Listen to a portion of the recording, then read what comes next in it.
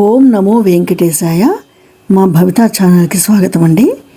ఈ వీడియోలో శ్రీమద్ భగవద్గీత 2వ అధ్యాయం 37వ శ్లోకం నుంచి 43వ శ్లోకం వరకు అర్థాలను తెలుసుకుందాం. హతో వా ప్రాప్స్యసి స్వర్గం జిత్వా వా భోక్షసే మహీం తస్మాదుత్తిష్ట కౌంతేయ యుద్ధాయ కృత నిశ్చయః. అర్జున, మరణిస్తే వీరస్వర్గం వస్తుంది, గెలిస్తే మహారాజ్యం వస్తుంది. ఏదైనా మంచిదే. ఇక సందేహాలు వదిలిపెట్టు, స్థిరమైన నిశ్చయం చేసుకో. ప్రస్తుతంలో యుద్ధమే కర్తవ్యమని తెలుసుకో. లేచి నిలబడు. సుఖ దుఃఖే సమే కృత్వా లాభాలాభౌ జయాజయౌ తతో యుద్ధాయ యుజ్యస్వ నైవం పాపమవాప్స్యసి. అర్జున, యుద్ధం వల్ల జయమో అపజయమో ఉంటుంది. వాటి వల్ల లాభమో నష్టమో కలుగుతుంది. వాటి వల్ల సుఖమో దుఃఖమో కలుగుతుంది. వీటిలో సుఖదుఖాలు రెండింటినీ సమంగా భావించడం నేర్చుకో. దానికోసం లాభ నష్టాల పట్ల సమభావన నేర్చుకో. దానికోసం జయ పరాజయాల పట్ల సమభావాన్ని అభ్యసించు. దీని మీద పట్టు సాధించి ఆ తరువాత యుద్ధానికి దిగు. అలాంటి మానసిక స్థితితో ఎంత పెద్ద యుద్ధం చేసినా నీకు పాపం రవ్వంత కూడా అంటుకోదు. ఏషాతే విహితా సాంఖ్యే బుద్ధిర్యోగే త్విమాం శృణు బుద్ధ్యా యుక్తో యయా పార్థ కర్మబంధం ప్రహాస్యసి. అర్జున, ఇంతవరకు నువ్వు ప్రస్తావించిన ఉపనిషత్తులకు సంబంధించిన ఆత్మతత్వాన్ని గురించి నీకు బోధించాను. ఇక మీదట కర్మయోగాన్ని గురించి చెబుతాను. ఎందుకంటే ఈ కర్మయోగం ద్వారా నీవు కర్మబంధాలను అతిక్రమించి పోగలవు. నేహాభిక్రమనాశోస్తి ప్రత్యవాయో న విద్యతే స్వల్పమప్యస్య ధర్మస్య త్రాయతే మహతో భయాత్. అర్జున, ఈ నిష్కామ కర్మయోగం యొక్క మహిమను వివరిస్తాను, విను. దీని సాధన ప్రారంభిస్తే అది మధ్యలో చెడిపోవడం ఉండదు.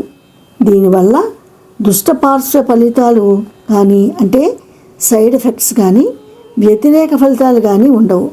దీనిని పరిపూర్ణంగా ఆచరించడం కుదరకపోయినా కొద్దిగా ఆచరించినా సరే ఇది మహాభయప్రదమైన కర్మబంధాల నుంచి జీవులకు విముక్తి కలిగిస్తుంది. వ్యవసాయాత్మిక బుద్ధి ఏకేహ కురు నందన బహుశాఖాహ్యనంతాశ్చ బుద్ధయో వ్యవసాయినాం.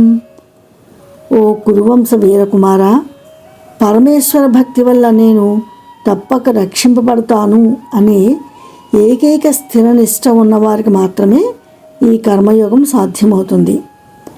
సకామ బుద్ధితో కర్మాచరణ చేసేవారి ఆలోచనలు బహుశాఖలుగా చీలిపోయి ఉంటాయి.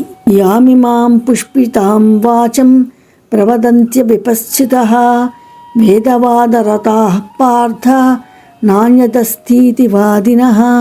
కొందరు పండితులకు పరమాత్మ నిష్ఠారూపమైన నిశ్చయబుద్ధి కుదరదు. అలాంటి వారు వేదంలో ఉన్న సకామ కర్మ ప్రతిపాదక వాక్యాలను, వాటి ఫలితాలను వర్ణించే స్తుతివాక్యాలను పట్టుకుని వాటి మీదే రకరకాలుగా ఆకర్షకమైన ఉపన్యాసాలు, వాదాలు చేస్తూ ఉంటారు. ఓ అర్జున, అలాంటి వారంతా నిజమైన పండితులు కారు, వారు అవివేకులు. కామాత్మానస్వర్గపరా జన్మకర్మ ఫలప్రదాం క్రియా విశేష బహుళాం భోగైశ్వర్య గతిం ప్రతి. ఇలాంటి వాదాలు చేసే పండితులు ఈ రకమైన కర్మ చేస్తే ఈ రకమైన సుఖభోగం కలుగుతుంది అంటూ అందంగా ఉపన్యాసాలు చెబుతూ ఉంటారు. అటువంటి కోరికల సాధన కోసం చిత్ర విచిత్రమైన కర్మలు గల కర్మ ప్రయోగాలను ఉపదేశిస్తూ ఉంటారు. ఓ అర్జున, ఇటువంటి కర్మలన్నీ జన్మ పరంపరను కలిగిస్తూ ఉంటాయే తప్పితే ఆ పరంపరను ఆపవు. ఇదండి ఈ వీడియోలో 37వ శ్లోకం నుంచి 43వ శ్లోకం వరకు అర్థాలను తెలుసుకున్నాం కదా. ఇక నెక్స్ట్ వీడియోలో మరికొన్ని శ్లోకాలు అర్థాలతోటి మీ ముందుకు వస్తాను. ఈ వీడియో మీకు నచ్చినట్లయితే లైక్ చేయండి, షేర్ చేయండి అండ్ మా ఛానల్ని సబ్స్క్రైబ్ చేయండి. Thank you.